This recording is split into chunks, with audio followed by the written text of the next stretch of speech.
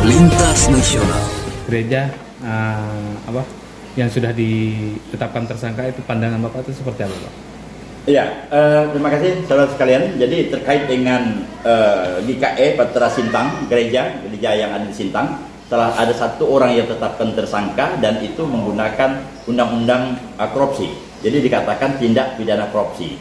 Seperti yang kita ketahui bersama bahwa yang namanya korupsi itu tentu ini ada beberapa unsur yang harus jelas. Pertama adalah ada pihak yang diuntungkan, menguntungkan diri sendiri, pihak orang lain, dan ada kerugian negara di situ.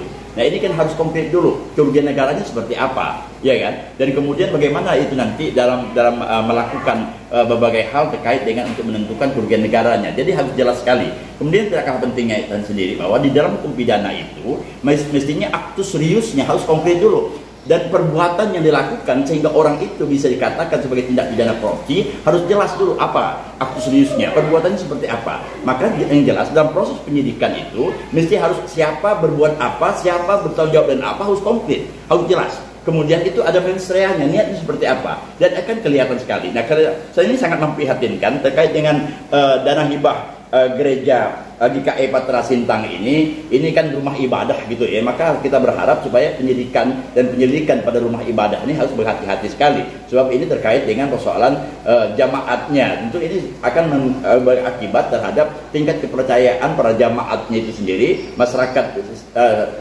pengguna gereja ini sendiri. Ini kan sangat menimbulkan degradasi tersendiri. Dan sebab itu dalam proses penyidikan ini mesti harus betul-betul konkret dan jelas gitu.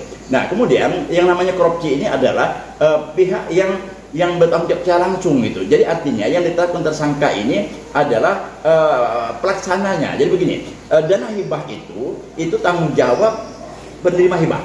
Jadi kalau misalnya sudah beres dari pemerintah Kabupaten Sintang diserahkan kepada gereja, maka dana hibah itu ada tanggung jawab penerima hibah, dan ini adalah gereja. Nah, gereja GKE Patra Sintang ini sudah menerima dana ini, kemudian dana ini yang sudah dibangunkan dalam berbagai bentuk sesuai dengan kesepakatan. Nah, selanjutnya itu gereja ini akan segera diresmikan.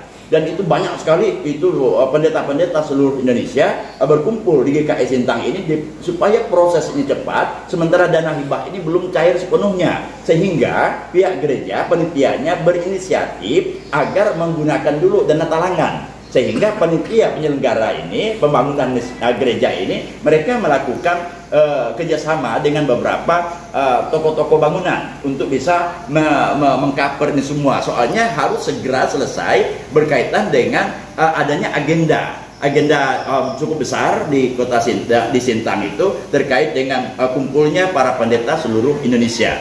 Nah, sehingga ini dan bahkan bupati sendiri itu atas anjuran bupati bahwa cari dulu data talangan, kemudian pihak gereja juga dan seterusnya. Saya pikir enggak, masalahnya akan berbeda. Nah, kemudian dikatakan bahwa ini ada kerugian negara. Padahal sesungguhnya tidak ada kerugian negara. Kalau mau dihitung secara konkret, ya kan, berbagai informasi yang kami terima bahwa kalau dihitung secara konkret justru itu melebihi dari dana yang sesungguhnya. Oleh sebab itu kita sangat berharap sekali supaya pihak penyidik sangat berhati-hati untuk menentukan seseorang untuk sangat tersangka. Sebab ini menyangkut masalah nasib orang lain, dan juga yang tidak kalah pentingnya adalah menyangkut masalah umat, menyangkut jamaat di gereja itu sendiri. Ini sangat berbahaya sekali bagi tingkat kepercayaan jamaatnya terhadap gereja itu. Jadi kita berharap berhati-hatilah menentukan. Nah, kemudian yang agak sedikit aneh, korupsi itu hanya satu orang tidak tersangka. Yang namanya korupsi tidak mungkin satu orang, iya kan? Nah, pemerintah daerah Sintang sudah menyerahkan dana hibah itu sudah clear, nggak ada masalah. Artinya pihak gereja sudah menyampaikan berbagai laporan-laporan sesuai dengan ketentuan yang ada kepada pihak pemerintah Kabupaten Sintang. Selesai. Kemudian dikerjakan. Kalaulah misalnya panitia pelaksananya ini ada hal-hal yang tidak sesuai dengan ketentuan, misalnya ini bukan korupsi, artinya itu adalah delik umum. Artinya tindak pidana umum yang harus melaporkan itu adalah pihak gereja, bukan dikatakan sebagai tindak pidana korupsi, ya kan? Nah, kalaupun dijadikan tindak korupsi, nggak mungkin hanya satu orang, pasti adalah pihak lain. Siapa bertanggung jawab dengan apa? Mesti harus ada kolusi terjadi di sana sehingga ditetapkan tersangka. Tidak ada ceritanya yang namanya itu korupsi hanya satu orang, nggak mungkin. Dia pasti ada pihak-pihak lain yang terlibat di sana, terutama mereka yang punya kewenangan, punya kekuasaan, ya kan? Nah, tanpa kekuasaan mana mungkin dia berkorupsi, ya kan? Nah, oleh sebab itu kita berharap supaya ke depan ini supaya lebih konkret dalam melakukan penyelidikan dan penyidikan terhadap rumah-rumah ibadah, dana hibah dan sebagainya. Jangan jadikan korban lah, ya kan? Jangan jadi korban karena target-target tertentu dalam tanda petik, mohon maaf. Jadi yang jelas bahwa ini mesti harus betul-betul sesuai dengan ketentuan hukum yang ada, bukan atas dasar karena kebencian atau ada sesuatu pesanan tertentu. Kita berharap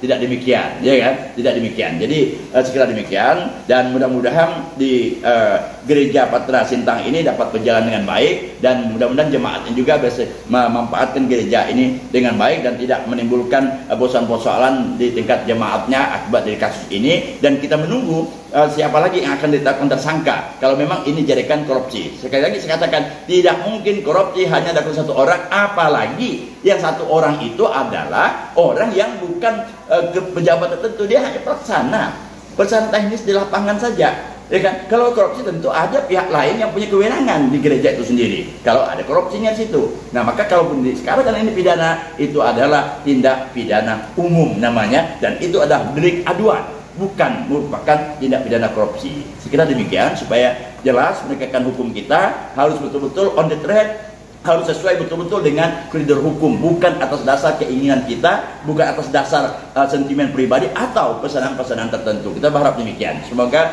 ini bisa menjadi perhatian para penegak hukum kita. Makasih. Pak, berarti terkait dengan hal ini ada kejanggalan yang ini ya Pak? Kejanggalan. Iya, kalau saya melihat ada kejanggalan. Kejanggalan pertama adalah kenapa hanya satu orang?